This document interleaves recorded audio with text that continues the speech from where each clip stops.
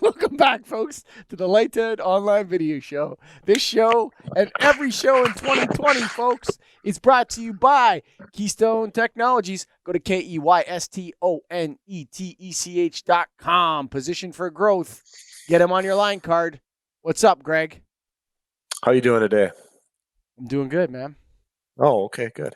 Well, so something happened recently in the lighting industry that, besides that, that I'm wondering if it's going to continue on and if it's a good thing or a bad thing. And I think I kind of know what you're going to say, but let's go through it. So a lighting manufacturer, pretty well known, is now selling direct online. They are advertising that they can sell direct. They're supposedly giving the orders to distributors that once an online order comes through. But what do you think about that? You know what? I mean, I gave up that paradigm years ago. I don't care what anybody else does. Okay. Yep. Right? So like if I enter into a relationship with a manufacturer and the terms and conditions are this or the terms and conditions are that, I don't get into this debate of this is how the industry works. This is the channel. The fact is that the channel is completely obliterated. Okay? So, the idea of a manufacturer, and I use the word manufacturer, there actually isn't that many manufacturers. It's just large distributors who are bringing stuff in from most of the stuff in from foreign countries, selling to other distributors who are in the market. So the temptation to sell direct or to sell on Amazon under an assumed name I was riding behind a bus the other day and it said, electrical contractors, buy lighting factory direct. And it's like some website where they can buy lighting. And so I called it and it turned out to be one of my suppliers. Like one of the guys, I recognize the guy's voice. Yeah. Yeah. You understand what I mean? And he's just, he's selling fixtures under another brand name so we can get the electrical contractors, right? And so I think distributors and contractors and those of us, in the trenches of the lighting game that are looking, for suppliers for support really have to look at who they're dealing with and ask themselves if they support your model, right, of distribution or contracting or whatever, and then move forward. You can't worry about what someone else is doing or what some other company is doing or whatever, because it's really none of your business unless it's part of your business. So if that's your supplier and you don't want to support them, the best message you can send to them is squeak, squeak, squeak, squeak, turn off the pipe.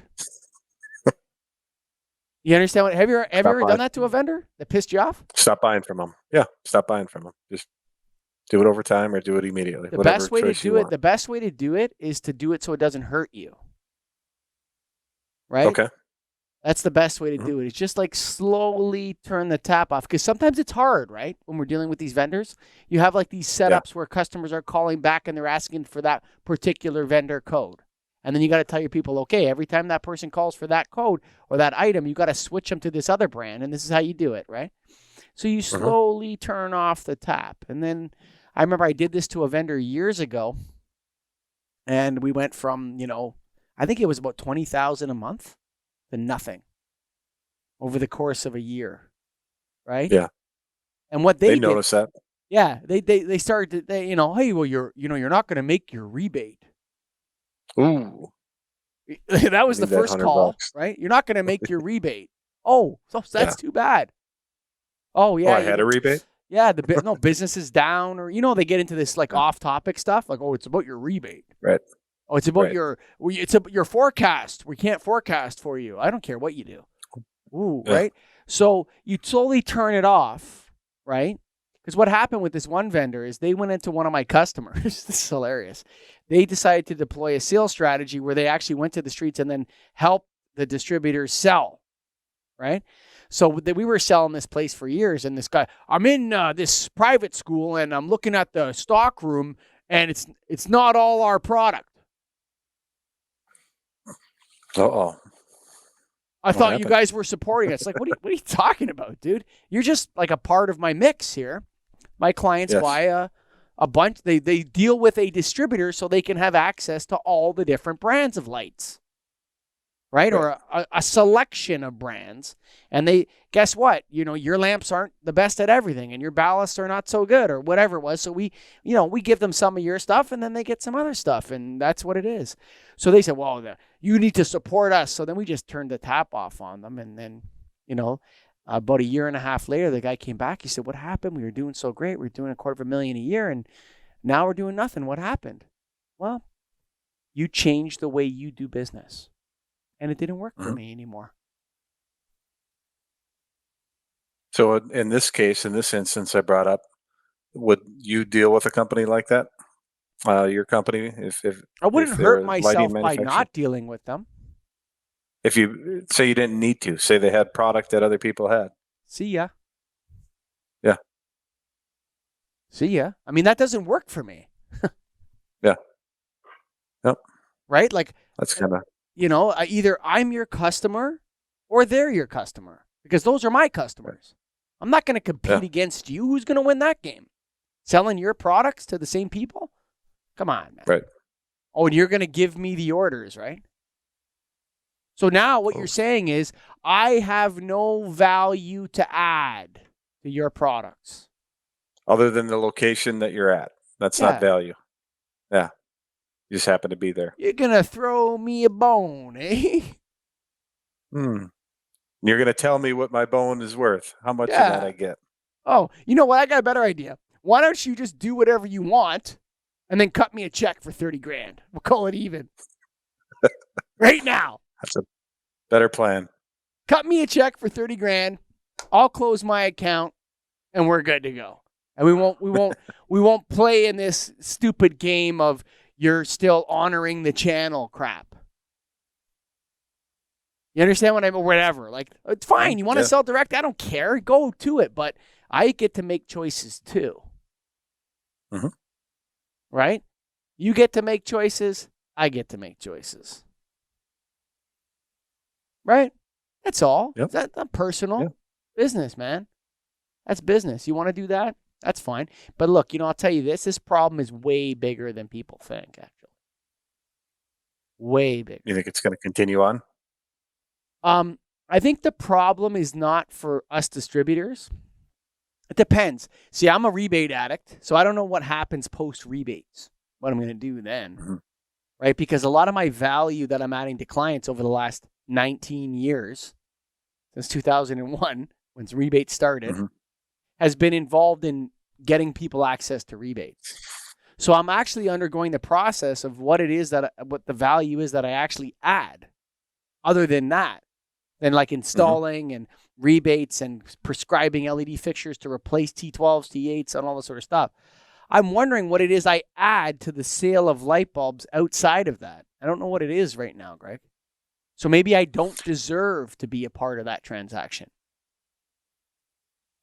That's what we all have to figure out in this industry, right? Is what do we provide? Sure, rebates were a big part of it. But I think the experience and knowledge you have is something you got to ride with too, and we'll figure it out. But yeah, everybody needs to ask themselves that, especially now in lighting, if you're going to survive and stay around, is what do you add value? How are you adding value? Why should someone do business with you? Why you? Why not that company that's selling direct? Why not? Right. Do you add any value to them? Like, it's not for you to decide. It's for you to decide, yes, in terms of who your vendors are, but it's really for the customer to decide. And knowing, I guess I've come to a conclusion in the course of doing this podcast with you that I'm not so worried about that, actually. Yeah. I think, there's a reason why I told you the story of the company that I turned the tap off on. The reason why the stock room there at that private school is not all full of that particular vendor's products is because advice given to that client by us about pricing decisions made by that client, about product decisions made by that client. And those product decisions couldn't be made without my company. And so I guess inherent in that is the value that we bring as distributors, as contractors and that.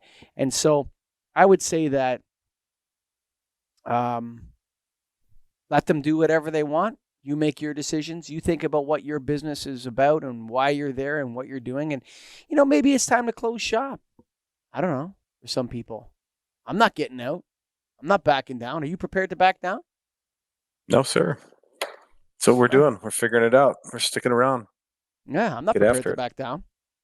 Right. This has been the Lighthead Online Video Show. And I'm not saying the bad word. I'm saying "Fuck-ah!" which is not bad.